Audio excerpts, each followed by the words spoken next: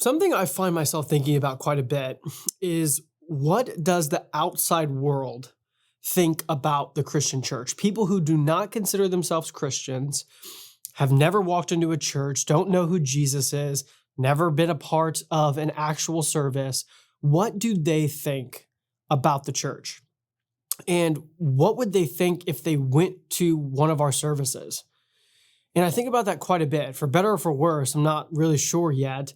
And every once in a while, you get a glimpse into a different perspective. Sometimes we get so used to it and we're involved in our churches. We have gone to it for so long that it just becomes second nature to us. But every once in a while, you'll get a glimpse into maybe a different perspective. And I had that. I watched one of my favorite creators. He's not a Christian. He's a secular creator. Don't tell anyone I did that. And he was talking about how he went into a Christian service and what his perspective was. And this is what he said. You mentioned in your recent podcast with Eric Weinstein that Latin Rite Catholics are one of the fastest growing religious groups in the West. Have you or are you interested in speaking to anyone from that group or have gone to their services? So I don't know much about them. I would love to go to one. If there is one in Austin, I probably should try and find it. I actually went to my first American church service on Easter this year, 20 minutes away from me here. And it was like a rock concert. It was not what I expected. I don't know what I thought a Easter Sunday service was, but it wasn't that. I don't know if that shocks you like it does me. I think he's kind of saying something that I internally think myself, which is kind of weird. And I think after a while, you get so used to what the services look like. You get so used to what our perception of it is. But very rarely do I actually think about what someone on the other side might be experiencing. And I have found it quite weird the way that we have set up our evangelical Protestant church service. And I don't know if it's good or bad yet. I'm still trying to navigate that. I'm just being transparent and I want to have a conversation. And it's interesting to see what other people actually experience and the confusion that he might have even had as he was going to one of our services. And there has been a lot of observations here recently that I'm starting to catch on to. I think as I'm starting to question even myself, what are we doing? Who are we trying to reach out to? How did we get into this system? How did we get the 20 to 30 minutes of worship? And then maybe as the whole entire service goes, 2 to 3 minutes of prayer into a 25-minute sermon that it depends on where your church is at. Could be a TED Talk, could be a very topical sermon, could be like movies, like Christmas at the movies, whatever things that we're coming up with nowadays. And I'm starting to just rethink, how did we get here? And even more so, we call it the seeker-sensitive movement. And so it's people who are seeking after maybe religion, maybe the things of Jesus. And so we're seeking after them, seeker sensitive. And so they come in and what are they experiencing? And I'm getting more and more confused by that. And the more that I hear the world talk about what their perceptions of Christianity is and what their perceptions of our services are, I get more and more confused about what we're doing. And I don't know if we're quite getting there the way that we think we are. And so I've been reading more and more articles and coming to an interesting conclusion. And I'm seeing more and more people actually, especially men, coming into Christianity, but they're not coming to the Protestant church, weirdly enough. People of high influence that are seeking after Jesus. And I really respect their thoughts and their processes, and they are fully committed to the gospel and to Jesus and the Bible, but they're pursuing the Catholic Church. They're pursuing Latin Mass or Orthodoxy. And there's a book, I'm going to get my phone here, but I came across a book called Democracy in America. I'm going to butcher his name, but Alexis de Tocqueville. And basically he had this hypothesis that as the West grows and as it forms into a functional kind of society, we get our foundations in, and as we perceive religion, he said one of two things will happen. He said either religion will get more traditional and will get more orthodox, and people will seek after simplicity in a world that's so crazy and distraction-filled, AI, all this stuff. As it ramps up, either religion will become more simple or it will die. Specifically Christianity, it will fade away. And he wrote this quite a long time ago. I think it was 2002 when this book came out.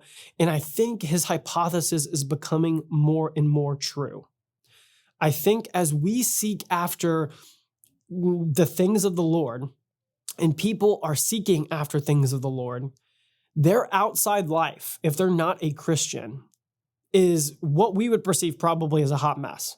It is going 100 miles per hour. They're stressed out about work. They're stressed out about politics and AI, and they're stressed out about all these things that are happening. They're constantly distracted. They're constantly running off of dopamine, and all they want is someone to answer their questions and answer maybe why they feel this huge gaping hole in their heart. And so they seek after Christianity. They come into our churches. They see someone at work who is a Christian that hopefully invites them to church. And then what do they come into? They come into this rock concert, as Chris Williams said. They come into this very lights and electric guitar and show as if they just like walked into their favorite band's concert. And the funny part about that is it could be conceived as a bad concert, but we'll kind of wipe that under the rug. And I think we're missing the point of what the culture needs. I think as it gets more and more apparent on social media, on these statistics about kids being depressed, about how bad the phones are, about how much people are addicted to porn, this just depravity that is showing itself so evidently. And then you have people like Jordan Peterson who are going back to the basics, honestly, of getting yourself together, having good habits, Andrew Huberman on your health, people actually pronouncing Christianity and saying getting back to what foundationally you need as a human, and religion is one of those. They're going back to the Catholic Church. They're going back to something simpler. And I feel that too. I feel even as a practicing Christian, a practicing Protestant Christian, that I'm getting kind of exhausted with our service. I don't know what we're doing. And that sucks for me to admit. And so not only am I feeling that kind of exhaustion, but the public is openly telling the Christian Protestant church, hey, this is a rock concert. Like, this was not what I was expecting. And then people who are actually professing faith are going more towards the Catholic Church because they prefer the reverence and the simplicity and the just unpampered and super sensationalized service. And it's like the public is openly telling us that, and the Protestant church doesn't want to listen. And I've just been more and more convicted about wanting to fight for what is the church and what are we doing here? And young men who are running back to religion and giving them a place that actually shows them Christ and is not so focused on entertaining them. If you want to be entertained, there are so many places to go. I mean, Hollywood's spending $250 million on one movie, and that's every single weekend. So we're not going to be able to compete with them. You have stadiums full of people who are going to see their favorite artist, and they're probably much more gifted in a rock concert atmosphere than some person who went to seminary that studied acoustic guitar. And like, that's truly no offense. But I'm saying, can we start to look at it from their perspective? What are they coming into? They're looking for simplicity. They're looking for reverence. They're looking for people who are dedicated to the Lord and who are living differently, because they're looking around the world and they're like, I see no good options. I don't want to live like the world anymore. It's hopeless. I want something different. And I thought Christianity could be that. I'm hoping Christianity could be that. I'm coming to you. And they're met with something I don't think they're expecting. And something that, as a young Christian, I'm not as proud of anymore, because I want to show them Jesus. And there's so much that they have to get through in our services. There's so much distraction that they have to get through in order to actually get to Jesus. And I don't know if I like that anymore. And so I'm reflecting on those things. And I'm trying to actively find answers. I don't want to complain. And I am in talks with my own local church about some ways to fight this, to start ministries that are different, to start conversations of how did we get here? And is this really where we want to be? If we're reading the New Testament and we're building a church from scratch, is this where we want to be? And you can read like Letters to the Church by Francis Chan. That has been a book that has really rocked me. And this was a pastor who had a mega church. And by all Christian American metrics, he was a successful church and a successful pastor. Writing books, he was doing great. And he left all of it because he said, man, what I'm seeing in Scripture, what I'm seeing written out by Paul, I'm not seeing in the American Protestant church anymore. We have all these like programs and all these distractions, and I just don't know if I'm fully convinced of what we're building is what God is calling the church to be. And so I'm actively trying to start that conversation. I'm actively wanting to ask Christians, are you feeling the same way? Are you feeling that chasm of like when you walk into service and you get out of the hour and 15 minutes, hour and 30 that our services are nowadays? Are you saying, man, I feel so much closer to Christ. I feel the reverence of him. I feel changed. I feel as if I bring a friend, I'm not embarrassed of this service. I'm proud of our service. Like, are you saying that? Like, maybe I'm wrong. But I'm just starting to see over and over and over. I mean, you have J.D. Vance, who is our vice president, who is openly Catholic. He grew up Protestant, but he considers himself Catholic now. You have Candace Owens, same thing. She's an intellectual. She's very, very smart, and I appreciate her perspective. And she just recently converted to Catholicism. Michael Knowles on the Daily Wire, Catholicism. And I'm just trying to figure out what is happening here. Why is the culture wanting more simple? And why are they shocked when they step into our sanctuaries? And is that a good or a bad thing? And I'm starting to lean towards bad. I'm starting to lean towards we look more like the world and people didn't expect that, then, oh my goodness, this congregation is on fire for the Lord. And I felt the reverence of God. I felt his altar here on earth. I felt the Holy Spirit in this service. I want that to be the response, but I'm not sure that that's the response. That if someone who never came to Christianity was to step in one of these mega churches, if they would say, man, I felt Jesus, I felt the Spirit there. There's something different about that place. They're probably saying, man, that was like a kind of cheap concert with a TED talk.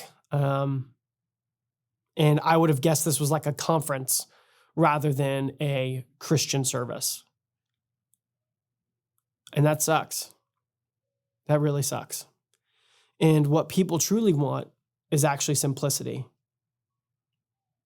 That's interesting. That's interesting for Protestants to consider. And not be so prideful in thinking that we know best and that this is the absolute best model. Can we start asking questions? Can we start to just have dialogue about, hey, like we've been doing this seeker sensitive model for a while now. Is it working? Can we take a poll of people who aren't Christians and who come to our services, and can we ask them, what did you experience? Can we do that? Are we scared of the answer? I would say we're probably scared of that answer. Can we ask men in the congregation, hey, like, do you feel like you have a passionate relationship with Christ, where your spiritual disciplines are on fire, where you feel the presence and the reverence of God when you walk into a Sunday morning service? Are we scared to ask that? I'm just as scared as the answer as probably you are. But I think the conversation needs to start. And now I'm starting to see outside perspectives speaking into this. And it was something that I was thinking, and now it's kind of being confirmed.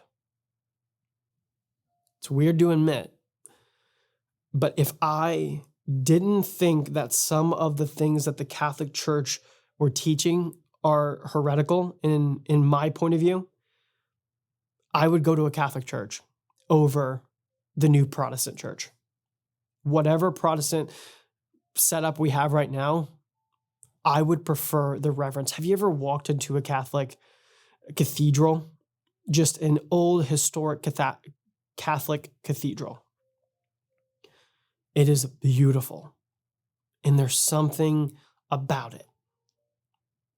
And I'm curious to see if this guy, again, I'm gonna mess it up, Alexis de Tocqueville, I'll be curious to see if his hypothesis is correct. Because so far, our numbers are declining, which means he might be.